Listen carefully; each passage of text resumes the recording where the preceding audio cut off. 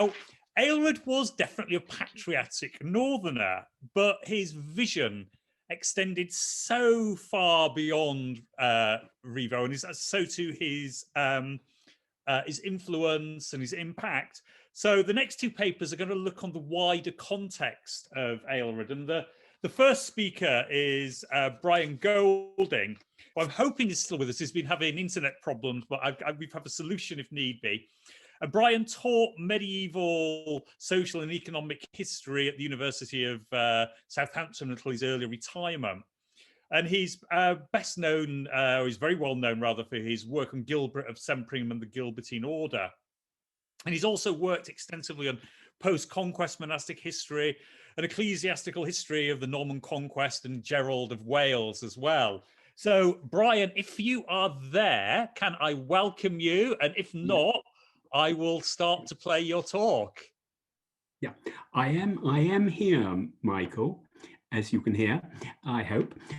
But could you play it? I will, because you've got the cut version, and I'd have to cut it as I did it. So if you play it now, and then I'll be around. It protects us from any kind of outage at your end as well. Okay, fine. Thanks very much. Thank you.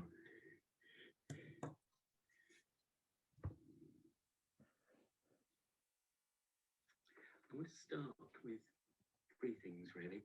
First, to thank Michael very much for arranging this conference in such extraordinarily difficult circumstances, and for inviting me to the feast. Secondly, to say that I'm pre-recording this because where I am, there is no broadband, and my presence at the conference will probably be erratic. And thirdly, because I have been shielding for the better part of the year, I've not entered a library for 9 months. So any shortcomings will be obvious. So I want to start with two questions. The first, rhetorical, the second, a trick. Why Aelred of Rivo and not Aelred of Revesby? And which was the wealthier abbey, Rivo or Revesby? The answer is, of course, Revesby. Revesby was indeed, as Walter Daniel described it, a stout child. It is easy to forget that Rivo was not amongst the wealthiest Cistercian houses, far less prosperous than Fountains, and appreciably poorer than Walter Especk's other foundation of Warden. Yet Rivo is far better known than Revesby. I think there are a number of reasons for this. First, Abbot Aelred was only at Revesby for 4 years, at Rivo for 20, and during his time at Revesby, we know very little of his activities. As far as I know, and I must emphasize if you didn't already know it, I'm no Aelred scholar, none of his many works can be attributed to the Revesby years. Apart from Aelred, Revesby was home to no famous monk, and neither did it have a substantial library. And when Leland made his list of books in Lincolnshire monastic houses in 1528, he mentions only 11 books. Compare this with the about 350 volumes in the two late 12th century Rivo library catalogues, which is a minimum figure of books that would have been in the house. When we turn to Archival Survivals, it's a similar story. Rivo's substantial cartulary, together with charters and analogous material, are far more impressive than the relatively exiguous Revesby archive, where what does survive isn't found in any one collection, most remains hardly accessible, and even some charters that have been edited can only be found in an extremely scarce volume published privately in 1892. Revesby and the other Cistercian houses in Lincolnshire continue to be understudied by comparison with their Yorkshire counterparts. And finally, there are the buildings and their absence. Rivo, one of the glories of monastic architecture in Western Europe, much of it dating from Aelred's Abbacy, and perhaps the most beautifully sited of monasteries in all Britain. Revesby, some quite impressive earthworks, a few fragments of the church, the later country house built on the site, Revesby Hall, semi-derelict, and on the English heritage buildings at risk register. If we extend this a little, there were 4 Cistercian abbeys in Yorkshire before 1150, 5 in Lincolnshire. What do these Yorkshire abbeys have in common? They are all in the capable hands of English heritage. 2 of them must be among English heritage's biggest money spinners. What do the Lincolnshire abbeys have in common? None of them are in English Heritage's care. None show more than a few stones above ground, though the capella ante portum of Kirkstead survives as the modern parish church. The truth is that in popular perception, the Lincolnshire Cistercians are not as sexy as their counterparts above the Humber. And while we should not expect medieval historians to be swayed by aesthetic and landscape considerations, I'm not sure that at some level we're not so influenced. So what I'm going to try to do today is to address the balance a little, to look at the new abbey to which the young novice master from Rivo was sent as its first abbot in 1143. Unsurprisingly, both Walter Daniel and modern commentators have seen his time at Revesby as a prologue or overture to the time at Rivo, playing themes to be developed in the main work. Aelred as miracle worker, as warm-hearted associate and spiritual guide, as the careful property manager. But I think the picture is rather more modulated, can be rather more modulated than that. Revesby was not Rivo's eldest daughter. In 1135, Walter Especk had established a house on what had been marginal land on his Bedfordshire estates at Warden. In 1136, David, King of Scots, founded Melrose, and then in 1142, Dundrennan. There has also seemingly been a failed attempt to found another house nearer at hand at Stainton in Richmondshire. Already then, there was a small familial network of Cistercians, which was soon to be extended further, though not, interestingly enough, during Aelred's abbacy. According to Walter, Revesby was the enterprise of Rivo alone. Aelred is sent by the abbey with his brethren to a place in Lindsey, 20 miles from the royal city of Lincoln. Yes, but one of the striking features of the Vita is its narrow focus. Walter fixes on his hero while leaving his surroundings indistinct at best. Virtually every other character in his text is anonymous. A quick search shows that only two significant secular figures, David of Scotland and Rivo's founder, are mentioned by name, other than the few recipients of letters who are detailed. Otherwise, earls, barons, even kings and bishops remain shadowy unknowns. This is in marked contrast to the other great monastic lives, Eadma's slightly earlier Vita of Anselm and Adam of Dryborough's slightly later Vita of Hugh of Wytham, whose heroes inhabit a richly peopled landscape. For Walter, such details were unimportant. But this is to distort the narrative. Virtually no monastic community was ever founded ex nihilo through its own sole initiative. Rather, it was the result of often highly complex transactions between monks, their patrons and other benefactors, local lords, other neighbouring communities, both spiritual and secular, the local diocesan, and often the king and pope as well. Indeed, the very bishops, earls, barons who, according to Daniel, loaded Revesby with possessions. And all Cistercian sites required the local diocesan bishop's approval, the agreement of the general chapter, and a comprehensive site inspection to ascertain suitability. So though Aelred did undoubtedly have a role in Revesby's foundation, the narrative presents it as somewhat passive. He's democratically elected by the monastic colonists as abbot. He follows the instructions and advice of Bishop Alexandra, not only as abbot, but as preacher within the diocese. Moreover, as abbot of Rivo, it appears that Aelred was little interested in colonization.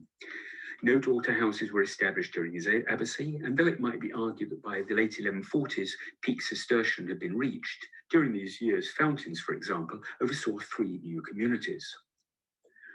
Foremost amongst the promoters of the new house were William de Romar, Earl of Lincoln, and Bishop Alexandra of Lincoln. Together, they played as great a part in Revesby's foundation as did Walter Especk and Archbishop Thurston of York at Rivo.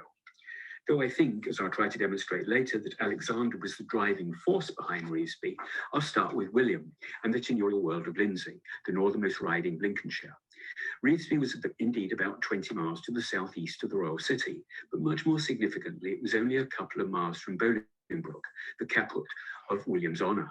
I don't need to remind you that for all the Cistercian rhetoric of desolate wilderness, or sometimes idyllic pastoral scenes as those painted by Walter Daniel, it was often the case that abbeys were close to castles, which provided protection and the possibility of markets. Especk's Helmsley was close to Rivo. His other foundation at Warden may have been called De Satis, and referring to its establishment on wasteland, and at first sight seeming to point to an archetypical foundation, perhaps a southern English equivalent of the great desolations of Strata Florida or Fountains. But Warden lay in the newly created barony of the same name, close to Walter's own impressive castle, and within a few miles of the royal borough and castle of Bedford. William de Romar received the honour of Bolingbroke after the death of his mother Lucy in around 1138. He was already a leading magnate in Normandy, where his estates were concentrated in the Roumois, and on succeeding his father of Castellane of Neufmarché, he was one of those responsible for holding the Vexin frontier. Early in Stephen's reign, he served as justiciar to the duchy. Though William had other interests in southwest England, it was as Lord of Bolingbroke and soon as Earl of Lincoln that he was raised to the front rank of the Anglo-Norman aristocracy. Thereafter, he and his half-brother, Ranulph II of Chester, were the dominant magnates in 1140s Lincolnshire, their shifting alliances and political manoeuvres doing much to determine the shifting fortunes of Stephen and Matilda. Most likely in 1140, the king created William Earl of Lincoln. A year later, he and his brother's forces captured Stephen at the Battle of Lincoln.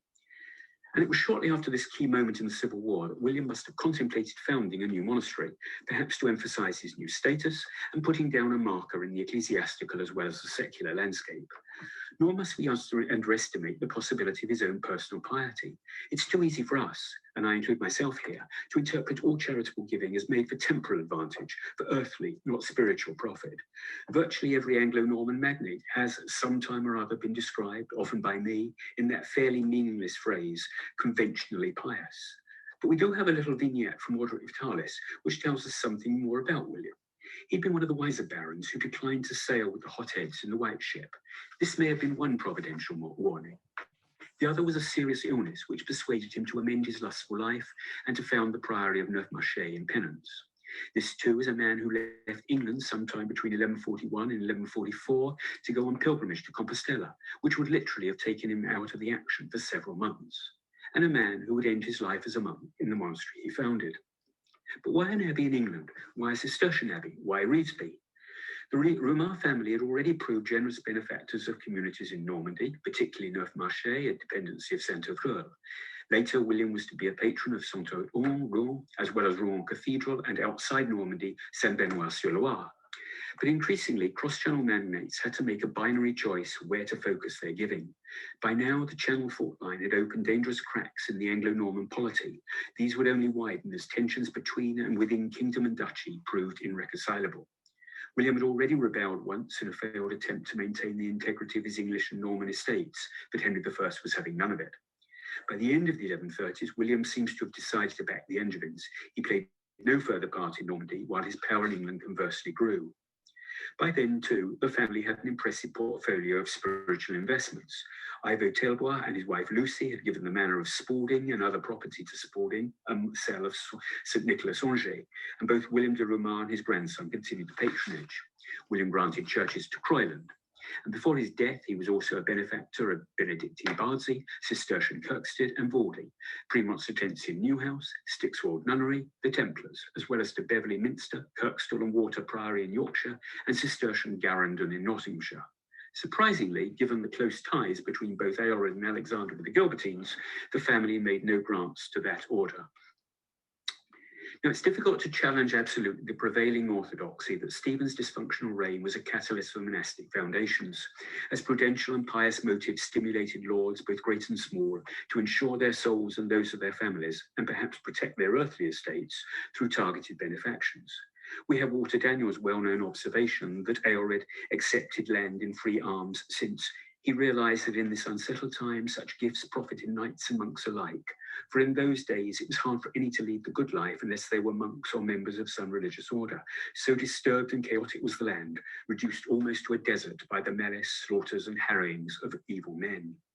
Rather less familiar is William de Roumar's charter issued towards the end of Stephen's reign, granting land to Croyland in absolution of the soul of William, my son, whose household laid violent hands on the abbot in the time of war, for which my son and his men were censured.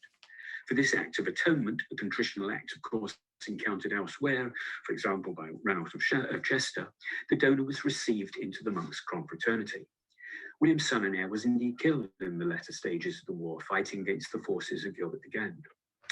However, I propose that we need to refine this familiar interpretation. Here are one or two thoughts which might provide a matrix for a more nuanced analysis. We should remember first, there was a rising upward trajectory of Cistercian and Augustinian foundations everywhere during the second quarter of the 12th century, which are obviously not confined to England. It's interesting, for example, to compare the pattern of foundations in Scotland, which, though taking an active role in the Civil War, was hardly touched in its heartlands. Secondly, it's not generally a good idea to establish a defenceless community in a war zone.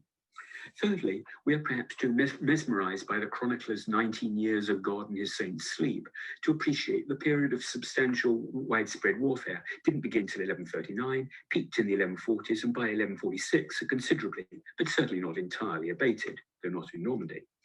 Fourthly, the impetus for foundation perhaps came at least as much from the agency of individual abbots and mother houses as it did from lay patrons, and some houses, such as Fountains, were more active in this respect. And finally, we always need to examine the local, the stage on which the competitive and emulative ambitions of those patrons, neighbours and rivals were played out. This isn't new, of course. Several historians, perhaps most eloquently Edmund King, have convincingly demonstrated how local tensions reflected wider feuds. We can use two lenses to look at the monastic history of Stephen's reign. One of the monastic chroniclers, including Walter Daniel, who emphasized chaos and disruption. The other, that of the aristocratic founders, who established, promoted, and used religious houses as pieces in a complex three-dimensional game of political chess. So how does Reevesby fit here? The first point to make is that it is one of only at most 7 Cistercian foundations during the period of greatest unrest, 1140 to 45. By comparison, 1147 saw the same number, 7. This was truly the annus mirabilis of Cistercian growth.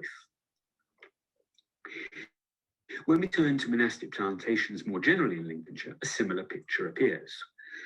The whole of Stephen's reign saw 5 Cistercian houses: Haverholm, later Louth Park, Kirkstead, Swineshead, Reevesby, and in 1147, Bytham, later Vody. And 3 of them were daughters of Fountains. The 4th, besides Reevesby, was Swineshead, which had joined the order from a rather different route from Sevigny via Furness. During the same period, there were about the same number of Augustinian and Benedictine foundations of any significance in the Shire. Yet, Lincolnshire was one of the chief theatres of war, Stephen's capture at Lincoln one of its turning point. Here, if anywhere, we might expect to see a monastic reaction, but only Reevesby and Newhouse were established between 1140 and 1145. I mustn't overstate my case. As Christopher Holdsworth and others have stressed, donations were not confined to new foundations, but were also directed to long-established houses and old familiar monasteries, family monasteries. And some of the key figures amongst the Lincolnshire aristocracy made substantial foundations out with the Shire. Gilbert de Gant founding Rufford, for example, from Rivo in 1147, William le Gros Merks in 1151, or the even more extravagant endowments of Ranulph of Chester, 5 Cistercian houses in England and Wales, no new establishment in Lincolnshire. But whether you accept my argument or not, it's clear that in choosing the white monks, William was not emulating his aristocratic neighbours. Cistercians came relatively late to Lincolnshire. Swineshead was originally Sevignac, as I've said, was founded in 1136 by Robert de Gresley, and Kirkstead 2 years later by Hugh Brito, Lord of Tattershall. Neither founders were in the front rank of Lincolnshire society. De Gresley's chief interest lay in the Northwest Midlands, and they would go on to be the aristocratic founders of Manchester. Hugh Brito answered for 25 fees in 1166, respectable but not extensive. Neither seems to have been affected by or to have affected the anarchist course. The role of Alexandra the bishop in Reevesby's foundation was both ex officio and personal, but there was more to the bishop's support than mere approval. As Dyson and others following have shown, Alexander the Magnificent, though a pragmatic loyalist who preferred as far as possible to keep his head down during the conflict, had a genuine interest in promoting monasticism, particularly reform monasticism, and worked closely with powerful patrons, whatever political differences divided them, in what Dyson described as a Freemasonry and monastic patronage, which could transcend, if it did not preclude, the most robust rivalry. In 1136, he witnessed, together with Thurston, Walter Especk's foundation of Warden. The following year, he founded Tame as a daughter of Waverley and Haverholm from Fountains. But it wasn't until Candlemas 1139 that 2 groups of monks left Fountains together, one bound for Haverholm, the other for Kirkstead. When the Cistercians rejected Haverholm as unsuitable, Alexander transferred the land to Gilbert of Sempringham's nuns, a transaction witnessed by both William and his half-brother. Alexandra clearly had a working relationship and perhaps friendship with de Rumar in Lincoln, and it's certainly probable that he encouraged the Earl in his desire to found a house on his Lincolnshire honour. Though why he chose Rivo as the coloniser, I cannot speculate. There is more to this, however. Rumar issued 3 primary charters for Revesby. Famously, the opening of the address clause of the first has a blank, a vacant space left, it's been sometimes conjectured, for the insertion of the king's name, but who in these uncertain times was the king? The other 2 were addressed firstly to the archbishops, bishops, abbots, or clergy, and then the secular lords. Again, no mention of the king. Now, this is perhaps not too surprising. Grants to religious houses were very frequently addressed primarily to the religious. Such phrasing was not specific to de Rumar's charters, and may have been nothing more than form. But when we turn to the witnesses to the 3 charters, the role of the bishop seems clear. We don't know where, or indeed precisely when the charters were issued, most probably perhaps at Bolingbroke.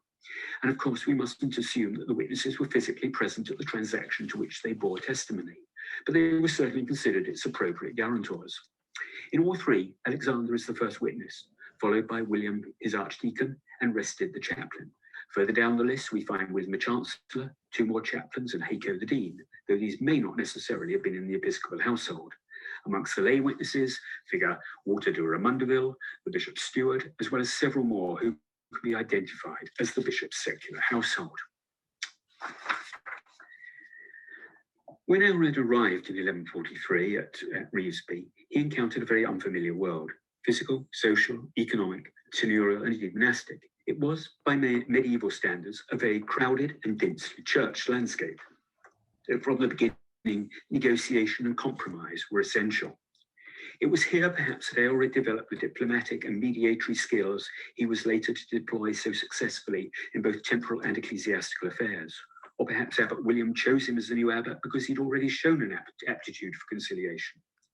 Because I think we sometimes forget that every monastic foundation, however seemingly remote, was a disruptive and disjunctive act. At its most obvious, it meant the imposition of a monastic landscape with its granges, fish ponds, industrial workings, etc. It meant the creation of new boundaries and the appearance of new neighbours as a new landholder was inserted into pre-existent tenurial grids. Tenants of all descriptions found themselves in new landlords, perhaps facing new demands. They might also find control of their parish church had been transferred. As knightly tenants made benefactions, they or their lords had to cover the obligations still owed on lands given in free arms tenure. And those tenants who were accustomed to witnessing the grants of their lord to one community had to adjust to new patterns of patronage, and if they wished to follow their lord, as was prudent, make new benefactions themselves. And of course, except in very rare situations where there was no competition, every new monastery collided with the interests and expectations of already established houses. Interests had to be protected, rights contested, and agreements negotiated between competing lords. And of course, at Revesby, there is the famous notorious example of 3 villages being closed down in order to facilitate the foundation of the abbey. By the early 1140s, the monastic garden in Lincolnshire was already overcrowded. Though only 2 Anglo-Saxon foundations remained, following the conquest, there was an acceleration, and the intending benefactor encountered an embarras de richesse.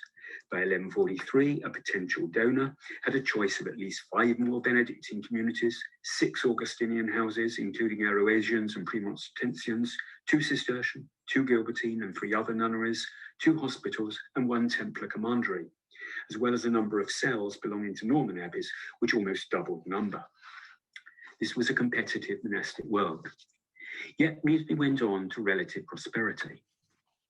There are nearly 30 witnesses to the 3rd of William de Rumar's charter to Revesby. They include tenants such as Gilbert de Neville and the brothers Roger and Matthew of Bennyworth, and neighbours, as well as tucked among the rest, Gilbert of Sempringham. Many would go on to be patrons themselves of the Earl's new house and be numbered with the bishop, earls and barons, who in Walter Daniel's words, venerated Aelred and the place itself, and in their reverence and affection, loaded it with rich possessions, heaped gifts upon it, and defended it by their peace and protection. Thank you. Applause resonating around the world again, I'm sure. Thank you so much, Brian. And the technology worked. I hope it certainly did provide. Yeah, there we go. Yeah. You did. Can you now put me back on video? I will. It was. There we go. I have to ask you, and then you should. Yeah. Okay, brilliant. There we are. I didn't think you wanted to be seen. Okay, brilliant. We're going to move on. As I said, we'll do the questions at the end. We've now got a paper from Alexandra Gajewski, who is the current reviews editor of the Burlington Magazine and also an associate fellow at the Institute of Historical Research, University of London. And she's written about the Cistercians and been active in Cistercian studies for probably longer than she cares to remember. And we all owe her a debt of gratitude for her work. She's especially interested in questions of regionalism and identity, cult patronage, the role of women. She's taught at a number of institutions, and she's also published very widely on Gothic architecture in Burgundy, Cistercian architecture there and elsewhere. And also, she isn't just restricted to architecture. I had the privilege of listening to a lecture and reading a draft of a paper she's written on the Castle of Love in 14th century ivory mirrorback. So let's welcome Alexandra. And are you there, Alexandra? Hello. I am here. Yes. There you are. Yeah. Hello. Should I share my screen? Should I try that?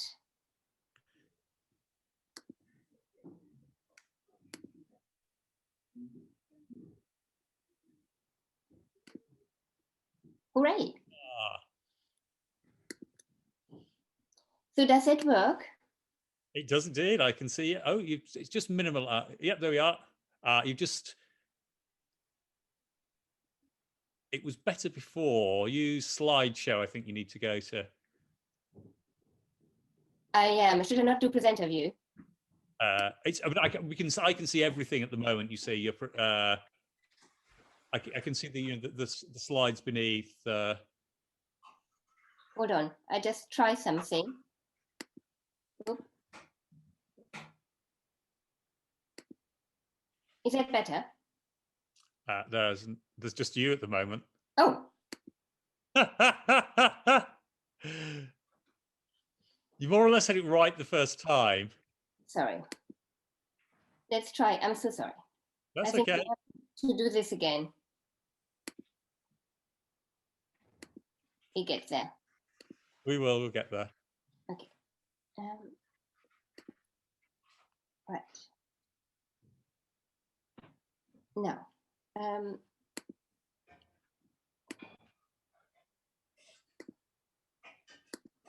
Alexandra, if you Aha! There we are. That's fine, Alexandra. Is that better? Yeah. Great. Fantastic. Thank you so much, Michael, for that very kind and generous introduction. Let's see. Let's start with the first slide.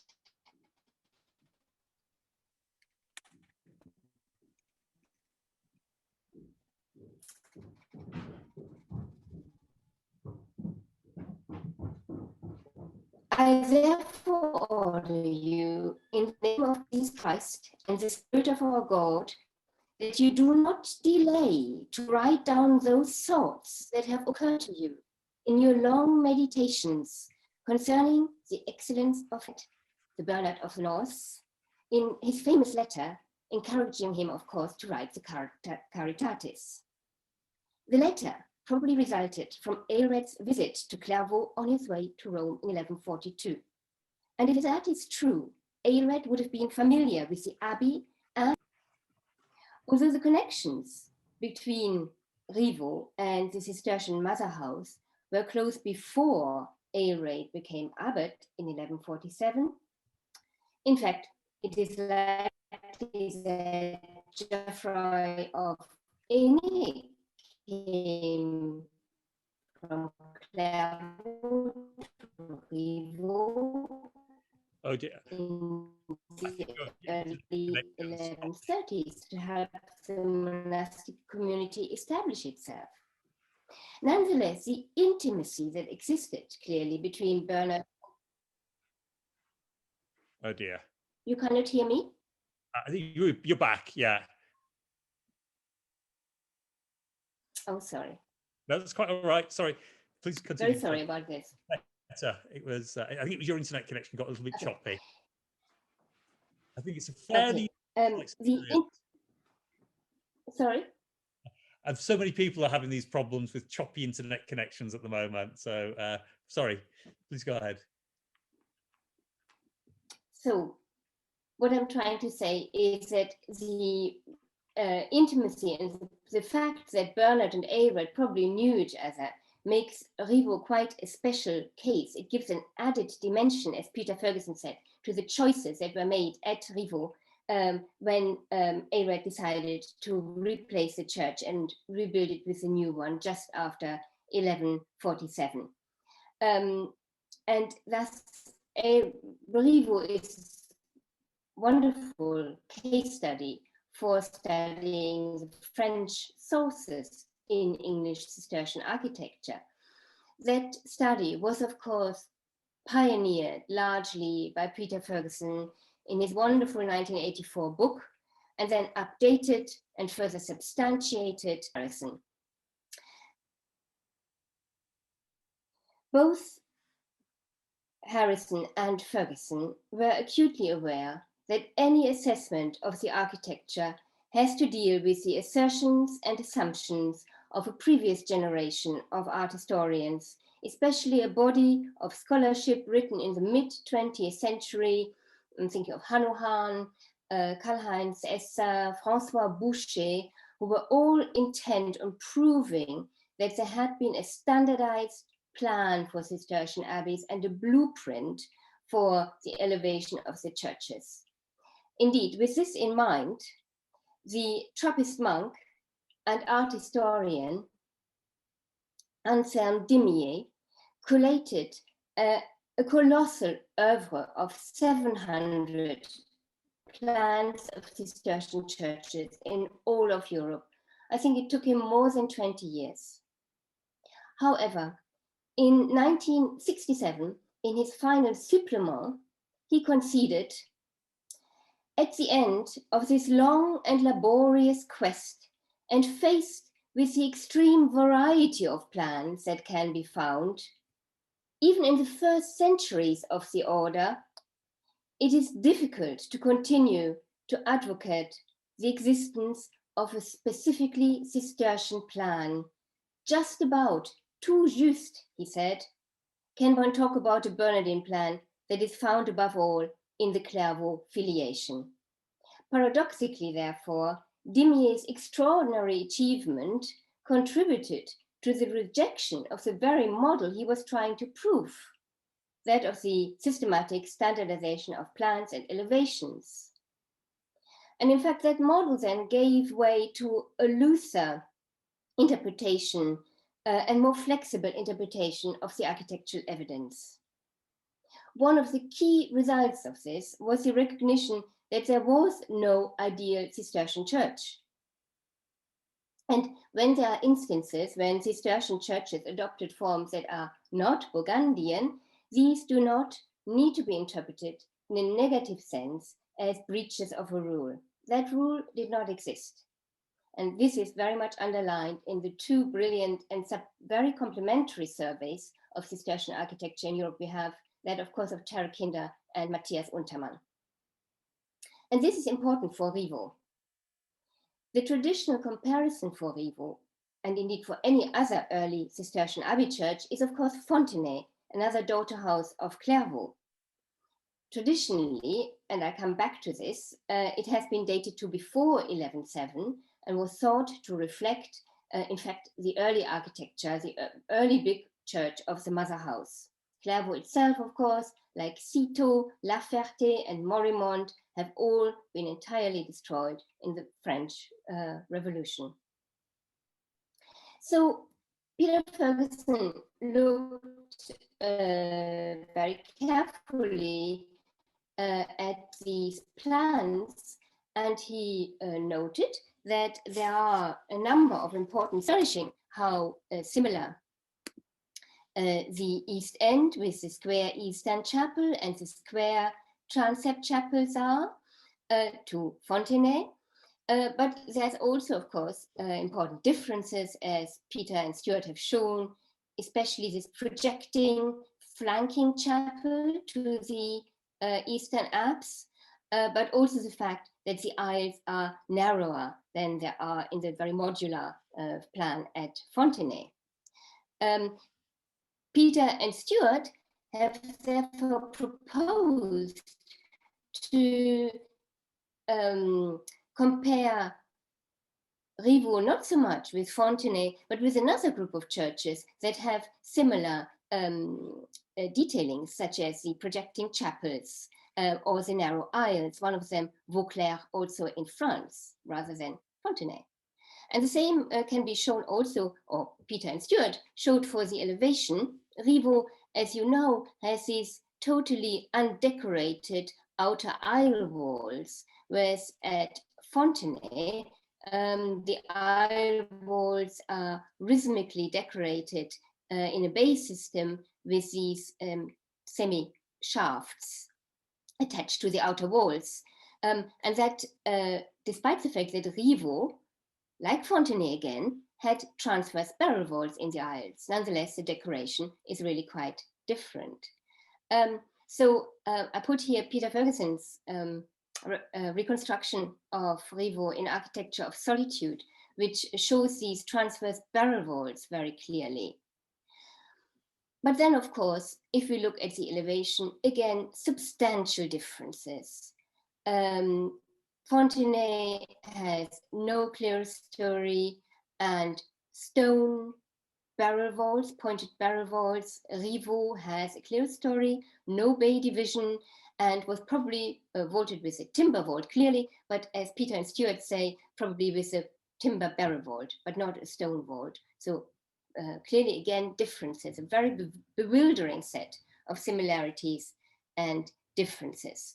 And Peter and Stuart have proposed, again, that we should not look to Burgundy and to Fontenay for this in the first case, because they found more convincing similarities, again, with a group of churches, not only in France, but widely spread, which has also two-story elevation, timber vaults, and a very simple wall structure without bay divisions. And they pointed out in particular Clermont in Mayenne, in Brittany, and of course Trefontane in Rome. And this group of churches, to which there belong others like Beaumont in Switzerland and Alavastra in Sweden, Peter and Stuart called the first Cistercian, or a first Cistercian architecture. And that begs the question whether, if it's a first Cistercian architecture, is it effectively a Burgundian architecture at origin? And there is a real possibility for that. A long time ago, looking at Clairvaux in the 1990s, I think, Jacques Henriet realized and came to the conclusion that all the evidence we have of Clairvaux, the surviving plans and drawings and paintings, all point to the fact that this is not a church that was built as is traditionally thought in the 1130s. In fact, that 1135 date we can really forget about, as Matthias Untermann has clearly shown. But at any rate, Jacques Henriet argued that the church we know of is a church that was probably started around 1150. And this opinion has been adopted afterwards by also Untermann, Schlink, and a large group of scholars, including myself, indeed.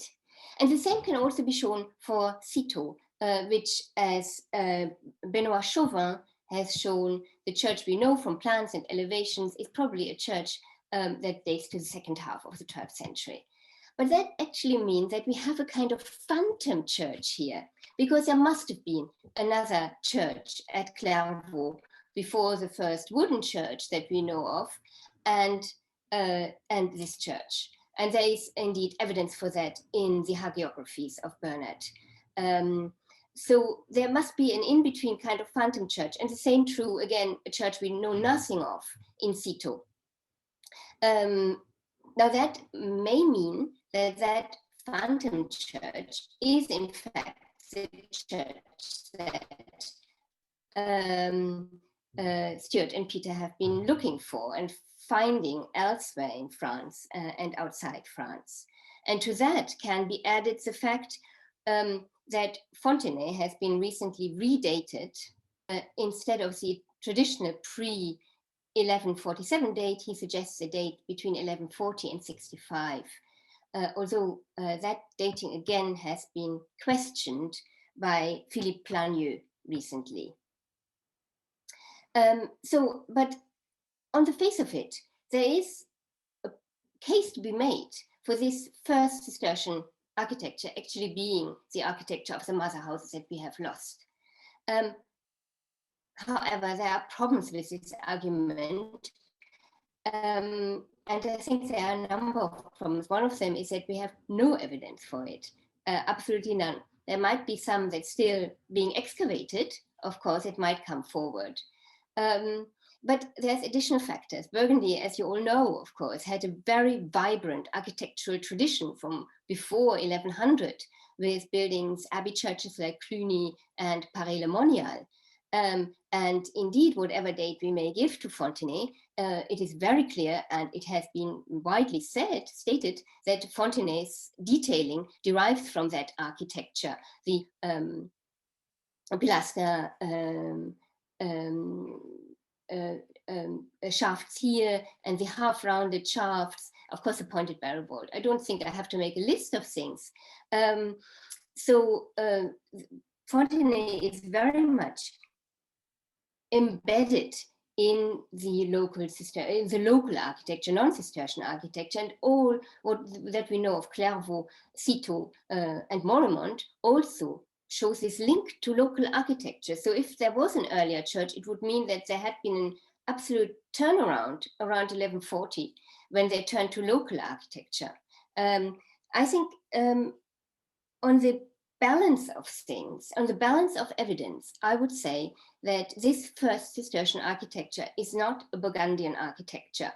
And I would propose not to call it a first Cistercian architecture, but perhaps an alternative Cistercian architecture or parallel Cistercian architecture, to which all these places belong to. But it's worthwhile just casting our eyes a little bit wider and looking a bit further away to get more of a grip of this architect. Very famous, much quoted example is that between Eberbach Abbey in Germany on the Main and of its cathedral, Mainz Cathedral. The similarities are just as close as between Paray-le-Monial and Fontenay. And it would be unfair to say that Eberbach has simply simplified the Mainz structure by taking away. What Eberbach has done is that it has recast the Mainz cathedral structure in its much more simple idiom. It's a very powerful architecture, but it's definitely very local. And my feeling has always been that as long as there's a strong local tradition, the Cistercians will go for it, perhaps only if, because there's a workman they can use, such as the case in Le Loroux, an early daughter house of Citeaux in Anjou, which must have looked something like Fontevaux when it was still standing. Such is the case. An interesting, slightly different case is Le Relec in Brittany, where the East End, with its chapels and ground plan, is very Burgundian Cistercian. But then when we move to the nave, which was built in a single campaign, I think, they adopt a local type of round cylindric column. I could evidently go further with examples. Malopolska, for example, Lesser Poland has many examples which can, I think the margins of Cistercian architecture, the margins of Europe for Cistercian architecture are particularly interesting in this. But perhaps you take my point that I don't think we can look at Cistercian architecture quite away from its local context. And in fact, what Peter Ferguson has shown is that this is also true in some way for Rivo, although there is no specific detailing that we can link to local architecture. But what Peter said about Rivo was, with its spare formal vocabulary and rejection of decorative detail, Rivo stood in opposition to the penetrated and often richly ornamented architecture. So we could say that what its local surroundings, just by showing that they were different or that they did it differently. Ultimately, I believe that we should and can trust Cistercian written sources, which include hardly, as we all know, they include hardly any references to ground plans, architecture, or elevations, part, of course, from the famous 1158 tower statue. The concern was not, I think, to follow a specific plan or elevation, although the square east end and other details became emblematic of the order and were used as such. But more importantly, I think it was the order's fierce identity, these are Peter's words, and reformatory zeal that made it desirable that a monk should feel at home in any Cistercian abbey anywhere in the world. I think this worked on a practical level very much, that a monk who went to Lesser Poland and spent a night there, a monk from Clairvaux, let's say, would have known exactly where the dormitory was, how he would go into the church at night, and where the chapter house was. But of course, this also works on a spiritual level.